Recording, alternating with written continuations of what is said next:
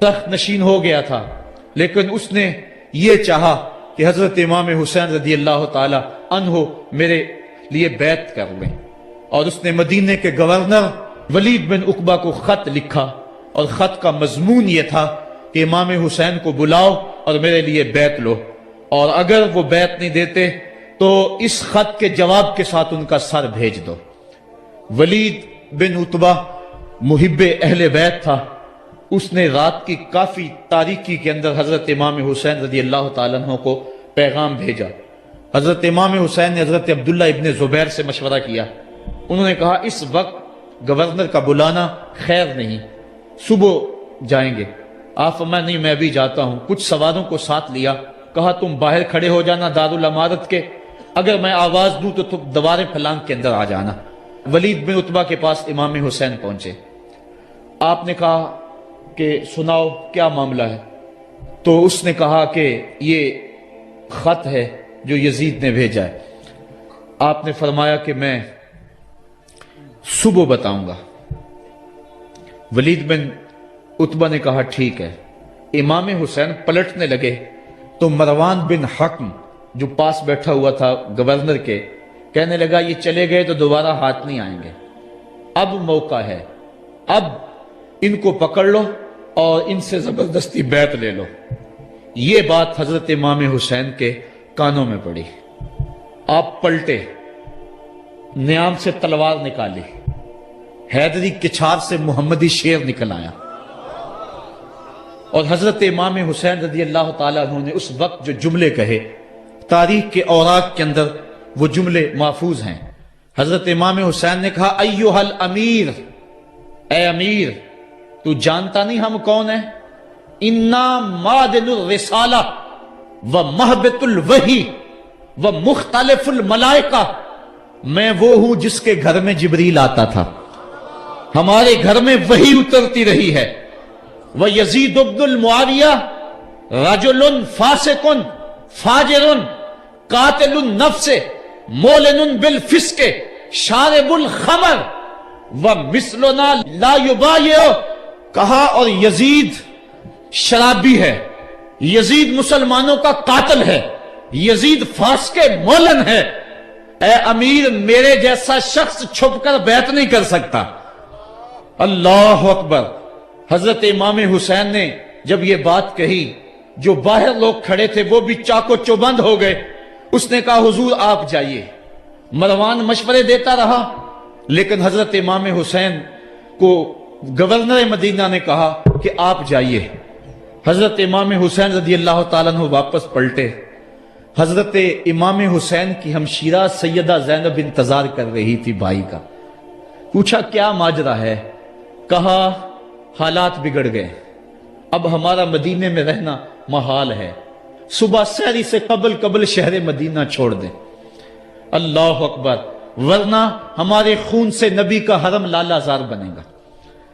حضرت امام حمام رضی اللہ تعالیٰ عنہ نے اہل بیت کی مشاورت سے یہ فیصلہ کر لیا۔ کجاوے کسے جانے لگے، سامان تیار ہو گیا۔ حضرت محمد بن حنفیہ کو کہا کہ تم یہاں رہو اور تم خبر پہنچانا کہ پیچھے کیا ماجرے ہوتے ہیں، اور مکے کی طرف میں سفر کر رہا ہوں۔ کہانی لمبی ہو رہی ہے اور وقت کے دامن میں اتنی گنجائش نہیں ہے کہ پھر کس طرح شہر مدینہ چھوڑا ہوگا۔ حاجی جاتے ہیں 8 دن اور 8 دن کے بعد مدینہ چھوڑتے ہیں۔ ان سے کوئی پوچھو کہ مدینہ چھوڑنا کتنا مشکل ہے۔ وہ کیا کسی حاجی کو لوگ مبارک دے رہے تھے؟ اس نے کہا تھا مبارک دے رہے ہو دوستو حج و زیارت کی، میرا غم بھی تو دیکھو، میں مدینہ چھوڑ آیا ہوں۔ جو 8 دن مدینہ رہتا ہے اس سے مدینہ چھوڑا نہیں جاتا جس کی ولادت مدینے میں ہوئی، جو کھیلتا تھا تو مدینے کی گلیوں میں، جس کے گھر کا دروازہ مسجد نبوی میں کھلتا تھا، اس حسین کو مدینہ چھوڑنا قیامت ہوگی۔ شہر مدینہ چھوڑا، حضرت امام حسین رضی اللہ تعالیٰ عنہ مکہ المکرمہ پہنچے۔ وہاں رمضان گزرا، حالات وہاں بھی بگڑتے گئے، مسلسل خط آتے رہے کوفے سے۔ کہانی طویل ہے۔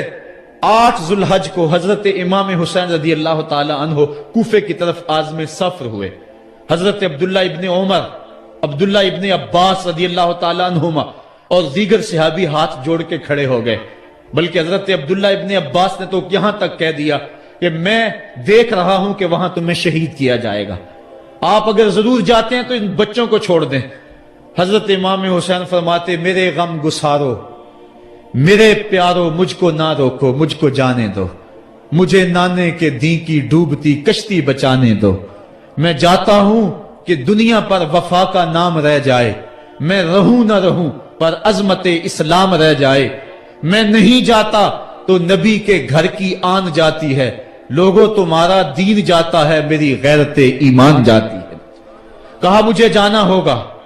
8 ذو الحج کو لوگ کعبہ کی طرف آ رہے ہیں اور کعبہ دلہن کی طرح سنورا ہوا ہے، طواف کرنے والوں کا جھرمٹ ہے، حاجی حج کرنے آ رہے ہیں، لیکن حضرت امام حمام کسی اور حج کی تیاری کر رہے ہیں۔ کسی نے کہا حج تو کر جائیں، اتنی مرتبہ مدینے سے پیدل چل کے آئے اور آج تو مکہ المکرمہ میں موجود ہے۔ کہا پیچھے ہٹو، جو حج میں کرنے جا رہا ہوں وہ انوکھا ہوگا، وہ نرالا ہوگا، تم بھی طواف کرو گے، میں بھی طواف کروں گا، تم طواف کعبۃ اللہ کا کرو گے اور میں خیموں کا طواف کروں گا۔ ایک حج تمہارا ہے، ایک حج میرا ہے، تم بوسے لوگے کس کے حجر اسود کے، میں اپنے فرزند کا منہ چوموں گا۔ لوگوں ایک طواف تمہارا ہوگا، ایک طواف میرا ہوگا، تم آب زمزم پیو گے، میں پیاسا رہوں گا، اور تم کبھی صفا پہ کبھی مروہ پہ دوڑو گے، میں کبھی علی اکبر کی لاش اٹھانے جاؤں گا، کبھی میں قاسم کی لاش اٹھانے جاؤں گا، کبھی اون و محمد کے تڑپتے ہوئے لاشوں کو اٹھانے جاؤں گا۔ لوگوں ایک حج تمہارا بھی ہے، ایک حج میرا بھی ہے۔ جب تم حج کر لو گے تمہاری سائی مکمل ہو جائے گی تو تم سر مڈا کے احرام کھول دو گے، اور جب میری سائی مکمل ہو جائے گی تو میں سر کٹا کے احرام کھول دوں گا۔ تم سفید احرام پہنو گے، میں سرخ احرام پہنوں گا، اور وہ حج قیامت تک کے آنے والے حجوں کی آبرو ہوگا۔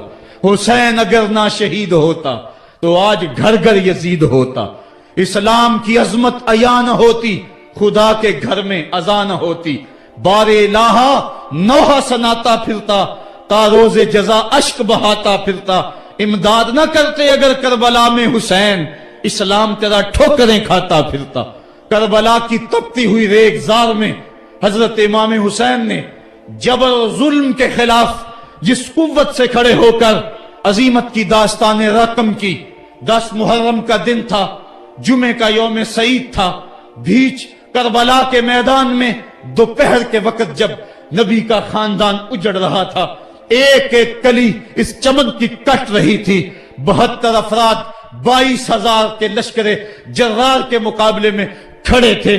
وہ یزید جس نے اس کے علاوہ بھی بڑے جرم کیے، جس نے جو ہے وہ 1700 صحابہ کو مکہ المکرمہ میں شہید کیا، جس نے 700 حفاظ کرام کو شہید کیا، جس نے حضرت ابو سعید خضری کی داڑھی نوچ لی، جس نے مدینے کے اندر مسجد نبوی کے اندر گھوڑے باندھے، جس نے جو ہے وہ 3 دن تک مسجد نبوی کے اندر اذان نہ ہونے دی، وہ یزید آج کربلا کے تپتے ہوئے ریگزار کے اندر آل رسول کے ساتھ ظلم کی وہ داستان رقم کر رہا تھا کہ قیامت تک آنسو سسکیاں نہیں تھمنے پائیں گی۔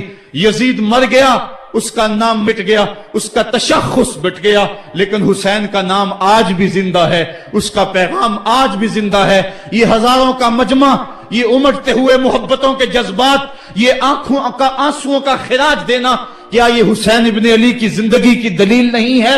کون ہے جو یزید کا نام لیتا ہو؟ آج اگر کوئی یزید کا نام لیتا بھی ہے تو سر جھکا کے لیتا ہے۔ میں کہتا ہوں کیسا تمہارا لیڈر ہے جس کا نام لینے سے قبل شرمندہ ہوتے ہو، جس کا نام لیتے ہوئے شرمندہ ہوتے ہو، جس کا نام لینے کے بعد پسینہ پسینہ ہوتے ہو۔ تم اپنے قائد اور لیڈر کا نام لیتے جھجکتے ہو، گردن جھکا کے دائیں بائیں دیکھ کے نام لیتے ہو، اور جب ہم نام اپنے آقا کا لیتے ہیں سر اٹھا کے لیتے ہیں۔ اے حسین ابن علی تم پر سلام۔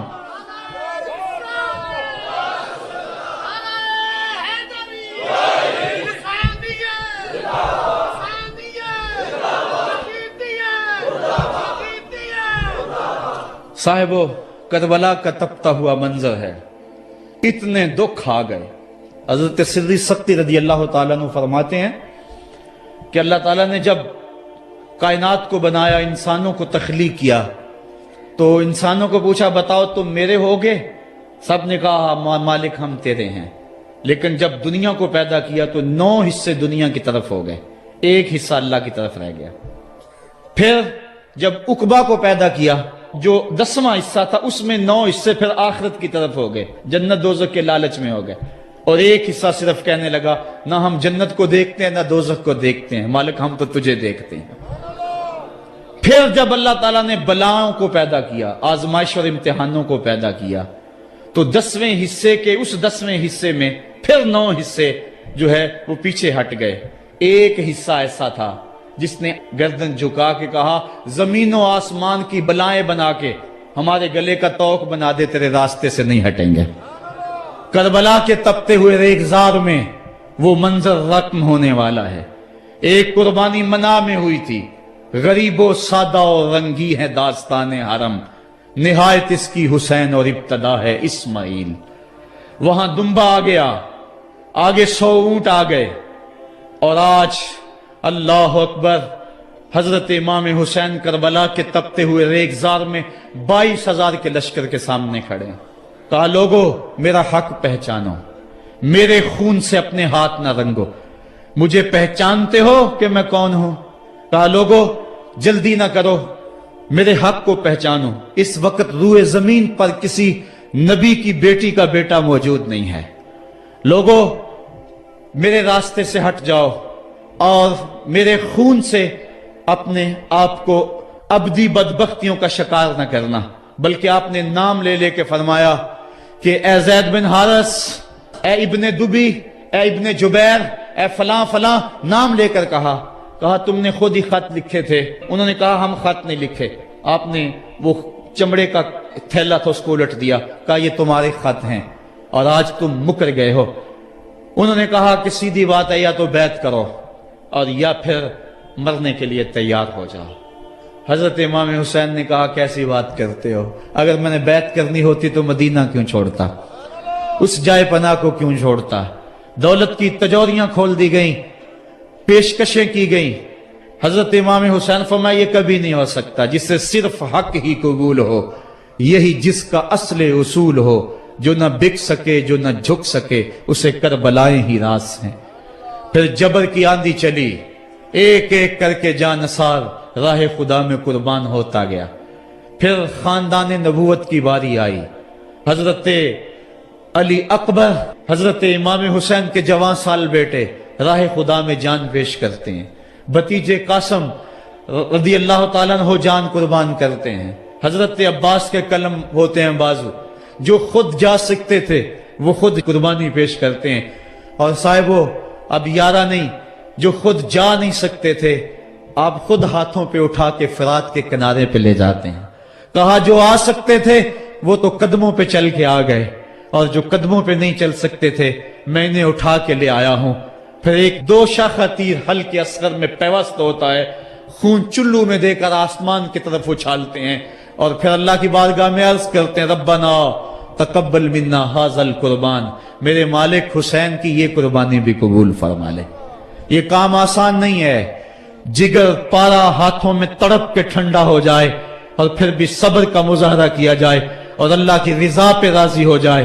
اب حضرت امام حسین رضی اللہ تعالیٰ عنہ تنہا رہ گئے، ایک ایک کو رخصت کر رہے تھے شہادت کا دولہا بنا کر، لیکن اب امام حسین کو رخصت کرنے والا کوئی موجود نہیں ہے۔ آپ گھوڑے پہ سوار ہوئے، میدان کربلا کی طرف پھیر لگائی۔ خیمے کے اندر جو خواتین تھی وہ جانتی تھی جو اس راستے گیا پھر پلٹ کے نہیں آیا، اس کی لاش حضرت امام اپنے کندھوں پہ اٹھا کے لائے ہیں۔ اب اس